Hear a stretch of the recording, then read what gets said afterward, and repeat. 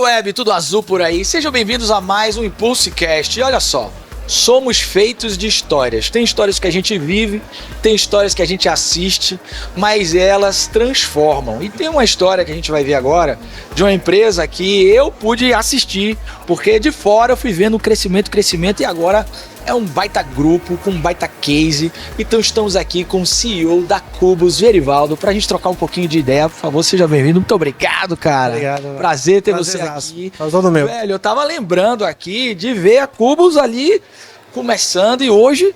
Primeiro, seja bem-vindo. Conta um pouquinho de como é que tá essa empresa hoje, um pouquinho dessa história pra gente. Legal, pô, prazer, obrigado pelo convite aí de todos. O evento tá incrível, tô adorando. Como você disse, né, a Cubus começou ali 3 caras numa sala de jantar, da mãe de um deles, né, eu, Juninho e Davi, com muito sonho, com muita vontade de fazer, sem saber direito o que a gente estava fazendo, verdade, mas a gente foi com muita fome de aprender. No final disso, a gente tem falado muito isso na Cubus, a sede de aprender e de dividir esse aprendizado. E aí a gente começou ali em 2013, né, com nossos primeiros projetos, com o sonho de ser um ecossistema de startups, meio grande. Não fazer uma startup, mas construir um ecossistema. A gente sabia que a cada ano era um desafio diferente e aprendendo o que a gente ia fazer. Agora temos 13 anos quase aí de história juntos, podendo construir aí 10 startups que são conhecidas, né? Eu acho que é a Zig, se alguém já foi a um evento, no Lollapalooza, no Rock in Rio, ou na Fórmula 1, enfim, nasceu aqui no evento, show do Psirico, Alto do Andu, né? E caraca, aqui em Salvador, e hoje opera em mais de 7 países, né? Incluindo a Europa, México, e a cada ano a gente foi lançando uma, e deixando esse grupo mais forte como um ecossistema. E essa é um pouco diferente do nosso pensamento, que não é só a Cubus, que é esse braço de tecnologia, desse início dessas startups até elas terem uma maturidade maior e investir nelas, investir nas pessoas, mas principalmente de pensar de como essas empresas podem se ajudar uma vez que é o ecossistema. Entendi. Né? Aqui em Salvador, acho que no mundo a gente busca fazer ecossistema com empresas diferentes, sim. Você tem aqui, tem a Rede Mais, você tem a Agilize, sim, você tem a Sanar, você tem a Jus Brasil, que querendo ou não, você convive com os caras e essa troca já é rica para você deixar o seu negócio talvez com mais chances de chegar a um sucesso. Perfeito.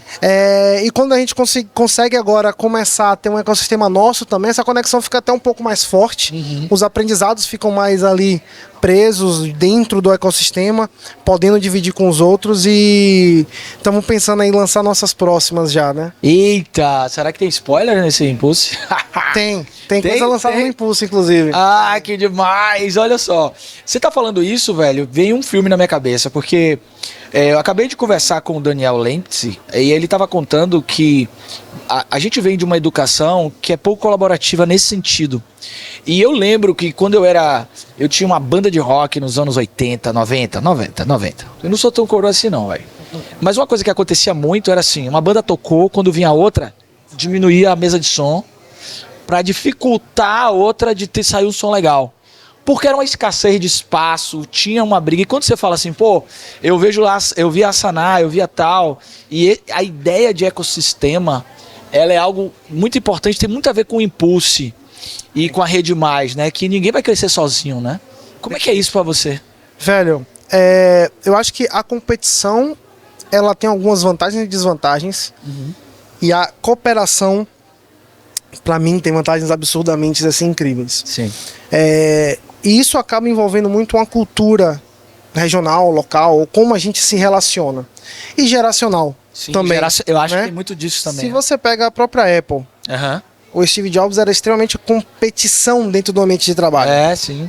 E quem ele coloca para ser o líder e substituir ele é um cara muito colaborativo no ambiente de trabalho.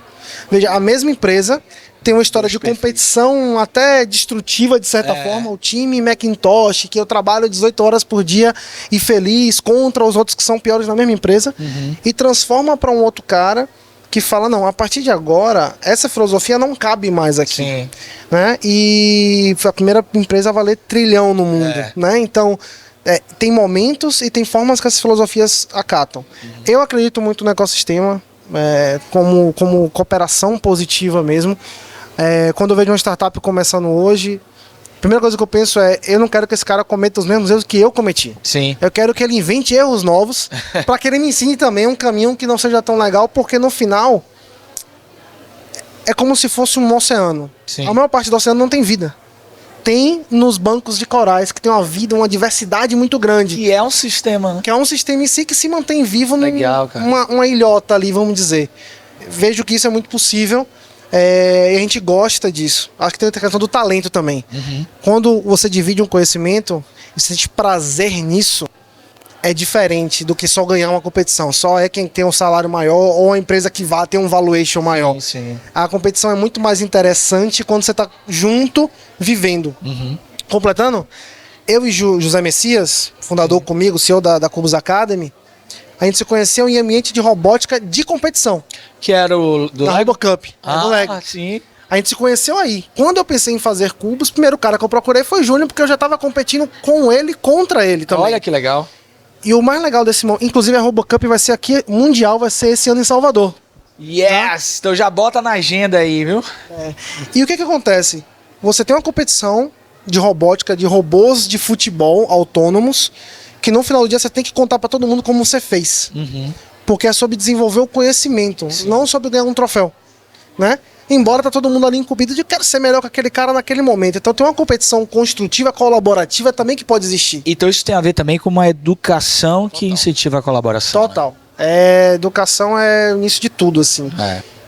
A gente sempre desenvolveu as pessoas dentro da Cubus por dois motivos. Um, dinheiro, competição de talento, cara de desenvolvedor.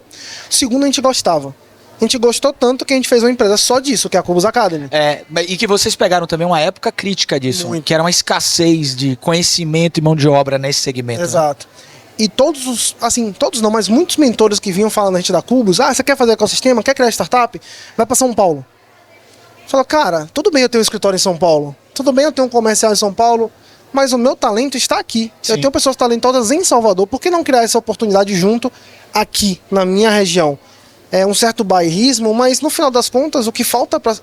Bira estava falando hoje no nosso painel, o que falta às pessoas é oportunidade, velho. É. E se a gente tem a capacidade de criar essas oportunidades, as outras coisas vêm como consequência. Essa evasão de talentos é complicada também, né? Muito. Muita gente indo embora e a gente perde uma riqueza enorme, né? Exato. Mas eu sou meio otimista nesse sentido de... O desafio é esse. Tem outras oportunidades fora do país, desenvolvedor para trabalhar no Canadá, em Portugal, ganhando muito. Mas eu acho que como empreendedor, a gente não pode desistir de continuar educando, ensinando e dividindo as pessoas, mesmo sem enxergar um payback claro daqui a um ano. Sim. Porque... E se todo mundo, ou pelo menos uma boa parte do ecossistema pensa assim, naturalmente a gente fica mais rico de conhecimento no ambiente. Isso é contagiante, né? Isso vai gerando um efeito sistêmico. Com certeza, com certeza. E tem uma coisa de propósito, né, cara? Quando você cria uma empresa, se não tem um propósito claro, eventualmente você vai desistir dela porque Não é forte. as necessidades de você... o mundo te falando para parar é todo dia, toda hora. Então, quando você acredita muito que dividir o conhecimento é muito forte, ou seja lá qual for sua crença de existir como grupo, você tem que reforçar isso e lembrar que existe esse motivo, sabe? Parece filosófico e tal, mas isso no final do dia faz muita diferença. Mas é porque tá aí, talvez a gente veja a diferença de por que alguns empreendedores desistem quando os obstáculos chegam e por que outros perseveram às vezes, né? Porque às vezes tem algo ali atrás que não é só a ambição financeira, tem algo ali de um pertencimento e um sentido, né? Porque até assim, se você tá pensando em ganhar dinheiro por ganhar dinheiro, muitas vezes você sozinho na trajetória vai ganhar mais dinheiro do que num grupo. Que dá muito mais trabalho, vai levar muito mais tempo.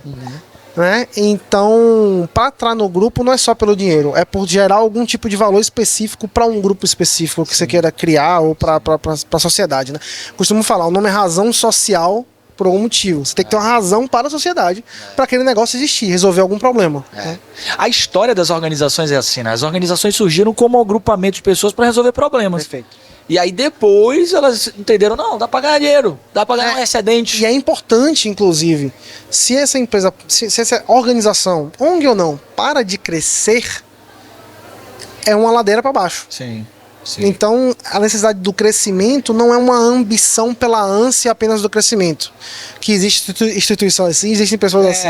Existe. Tem. mas só essa ânsia destrutiva, mais a vontade, a ambição de crescer, de ocupar mais espaços, de dar mais oportunidades, eu vejo como necessária para perpetuar uma chance, né? Eu penso em não fechar Cubos porque eu quero morrer e as pessoas que trabalharem em Salvador terem a chance de, cara, existe essa empresa nesse formato, eu me identifico com ela, eu quero trabalhar. Né? Exatamente. Que demais, velho. Rapaz, enfim. Olha só, gente, eu vi isso aqui de um CEO. É realmente inspirador. Agora me fala um pouquinho, como é que tá a Cubos hoje em termos, são quantas pessoas? Você falou aí, tem quantas startups mesmo? Cara, hoje dentro do grupo nós estamos em 4 startups. Tá. A gente porque a gente vendeu 5 delas. Sim. E aí parte do time foi nessas startups também. Já chegamos a ser 200 pessoas só na Cubos. Sim. Hoje a gente está com 70 porque a gente está criando as próximas levas, vamos dizer assim, né? E esse mês passado a gente começou um projeto novo com inteligência artificial chamada Kipo. Kipo? Onde basicamente é uma inteligência artificial que acompanha todo o time de vendas. Tá. Por quê? A gente criou 10 startups. As 10, o primeiro vendedor é o empreendedor. Sim. E depois é quem? É alguém que você coloca no time. E os interesses do time, do gestor, do empreendedor, eles são diferentes. Sim. São motivos diferentes de estar ali. O Kipo faz com que a conversa ideal de vendas e o acompanhamento desse cliente ou possível cliente não se perca nenhuma informação. Perfeito. Aqui a gente está conversando. Isso aqui é um dado desestruturado. Porque ela é uma conversa que está aí, vai estar guardada, mas é uma conversa. O que é que o Kipo faz? Ela entende essa conversa e ela mede essa conversa e vira um dado estruturado.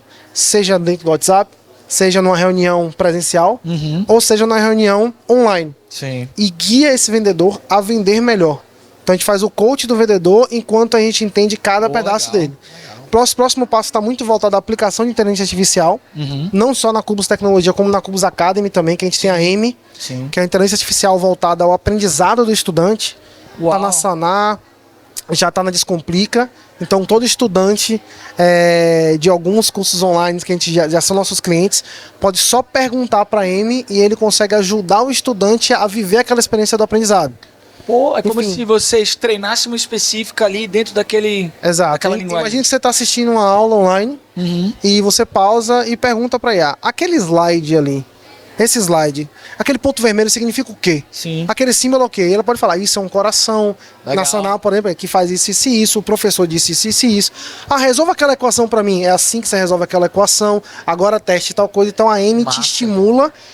E uma coisa importante no aprendizado, né? Você só ensina alguém com conhecimentos que ela já tem prévio. Sim. Você não pode ensinar uma coisa que ele não sabe ainda. Então a M tem um contexto de poder te explicar o que sabe que você vai entender. Perfeito. Você já viu isso antes. Então ela sabe até onde você foi, né? Exato. E aí a gente tá com esses 2 projetos endereçando fora nossos clientes normais. Agora vem cá, esse aí é o spoiler? Esse é o spoiler? Exato. Kipo. Inclusive, um mês de graça para todo mundo do Impulse. Eita. Já pode usar Kipo. Então se você assistiu e não estava aqui, perdeu o Playboy. Mas vai no site. Vai no site que a gente faz coisa especial pra vocês. Olha só, isso, entra lá no site. Então era isso que eu ia falar agora. Nosso podcast é super curto, assim. Eu gostaria de falar algumas horas, tá? Já quero conversar mais. Mas eu queria que você deixasse uma mensagem para o empreendedor que está assistindo a gente, para o líder que está assistindo a gente. E queria depois que você fizesse uma conexão agora de como eles podem acessar Cubos, de que maneira, como chegar até vocês. Então, é seu aí o microfone. Legal. Pô, pro empreendedor, não desista de coisas que você realmente acredita. Seja meio cabeça dura. E também seja analista de entender o seu contexto à volta. Você tem ferramentas em volta que é próximo de você especificamente, você consegue analisar e dar os passos, e que alguma coisa que esteja acontecendo no Canadá não necessariamente está acontecendo aqui. Aproveite o que você tem aqui, os talentos que tem em volta de você, e traga essas pessoas para te complementar. Acho que o que me fez chegar até aqui vivo, até hoje trabalhando, é esse pensamento, pode ser útil para você. Se você tem uma ideia, se você quer discutir essa ideia, inclusive conte sua ideia para todo mundo, pelo amor de Deus, não guarde para você apenas. Basta entrar em cubos.io, do jeito que eu estou falando, cubos.io. Lá no final tem um momento de mandar uma mensagem. Eu sou a pessoa que lê todas as mensagens. Sério? Eu que leio todas as ideias. Caraca! O pessoal que tenta vaga de emprego lá também, eu que leio todos e endereço. Tipo, faz parte dos meus primeiros 2 horas de trabalho de todos os dias. Então pode falar com a gente. Lá também vai ter todas as startups que a gente já fez, os produtos que a gente tem, os serviços que a gente presta. Fica à vontade. Nossa missão principal é ajudar as pessoas em volta a poder fazer com que esses projetos virem realidade do jeito que a gente conseguir também, tá? Então, siga em frente. Uau, ó, e a nossa missão aqui é fazer com que essa manhã dele, que leva 2 horas, dura 3, porque nossa audiência é incrível, vai encher a caixa dele a partir de agora. Galera, muito obrigado pela paciência, atenção de vocês. Esse é mais um episódio do ImpulseCast. Não se esqueçam, apertar o play da vida é o que interessa. Somos feitos de história, construa a sua. Um abraço e até a próxima. Valeu!